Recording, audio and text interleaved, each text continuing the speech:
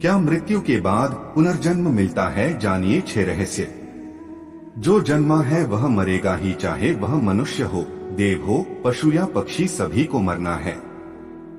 ग्रह और नक्षत्रों की भी आयु निर्धारित है और हमारे इस सूर्य की भी। पुनर्जन्म की धारणा सिर्फ भारत के धर्मों में ही पाई जाती है, जबकि पश्चिम के धर्म इस सिद्धांत को नहीं मानते हैं।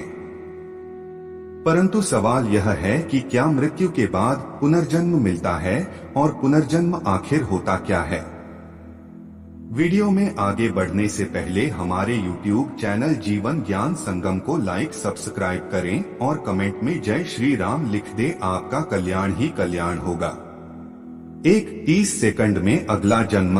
उपनिषदों के अनुसार एक क्षण के कई भाग कर दीजिए, उससे भी कम समय में आत्मा एक शरीर छोड़ तुरंत दूसरे शरीर को धारण कर लेता है।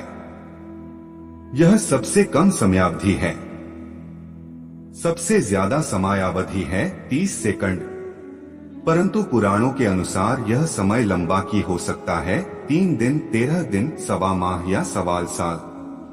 इससे ज्यादा जो आत्मा नया शरीर धारण नहीं कर पाती है, वह मुक्ति हेतु धरती पर ही भटकती है, स्वर्गलोक चली जाती है, पितृलोक चली जाती है या अधोलोक में गिरकर समय गुजारती है। 2 प्राणवायु से जुड़ा संबंध। सूक्ष्म शरीर को धारण किए हुए आत्मा का स्थूल शरीर के साथ बार बार संबंध टूटने और बनने को पुनर्जन्म कहते हैं। इसका उत्तर जन्म के उत्तर में ही छिपा हुआ है।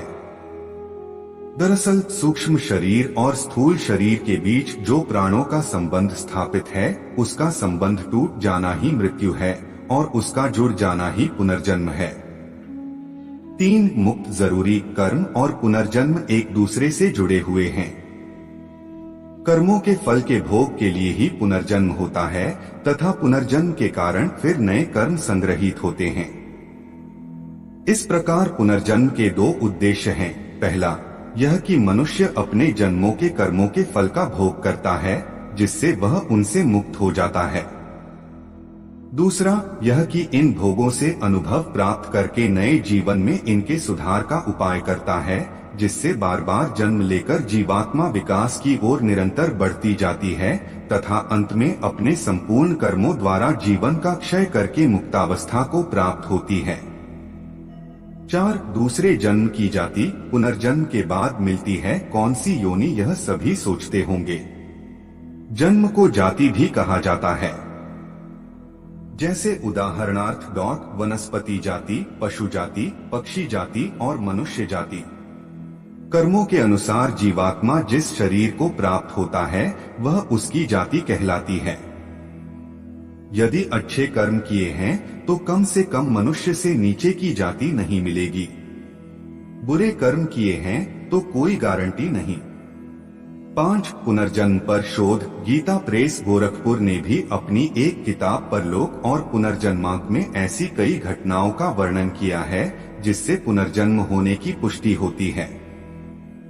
वेदमूर्ति तपोनिष्ठ पर श्रीराम शर्मा आचार्य ने एक किताब लिखी है, पुनर्जन्म एक ध्रुव सत्य। इसमें पुनर्जन्म के बारे में अच्छी विवेचना की गई है। पुनर्जन्म में रुचि रखने वाले को ओशो की किताबें जैसे विज्ञान भैरव तंत्र के अलावा उक्त 2 किताबें जरूर पढ़ना चाहिए।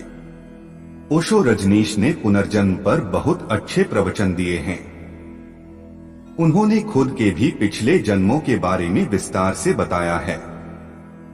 इसी प्रकार बेंगलुरु की national institute of mental health and neuro sciences में क्लिनिकल साइकोलॉजिस्ट के रूप में कार्यरत डॉक्टर सतवंत पसरिया द्वारा इस विषय पर शोध किया गया था।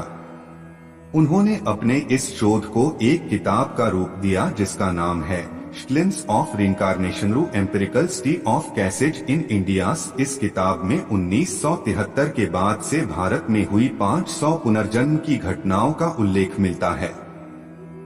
आधुनिक युग में पुनर्जन्म पर अमेरिका की वर्जीनिया यूनिवर्सिटी के वैज्ञानिक डॉक्टर इयान स्टीवेंसन ने 40 साल तक इस विषय पर शोध करने के बाद एक किताब रिइंकार्नेशन एंड बायोलॉजी लिखी थी, जिसे सबसे महत्वपूर्ण शोध किताब माना गया है।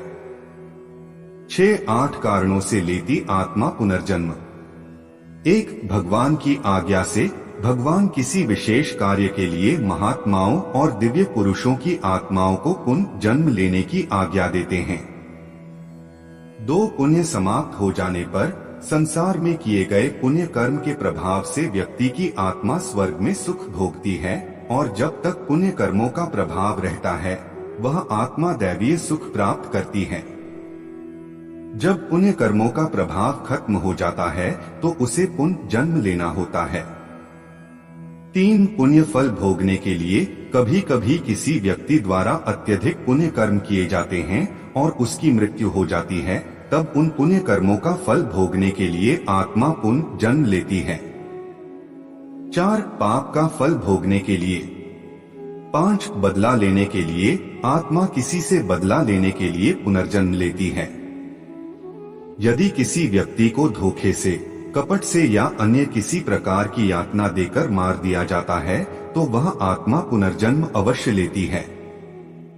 6 बदला चुकाने के लिए। 7 अकाल मृत्यु हो जाने पर। 8 अपूर्ण साधना को पूर्ण करने के लिए। आज के लिए बस इतना ही। मिलता है न्यू वीडियो पर। जय हिंद, जय भारत।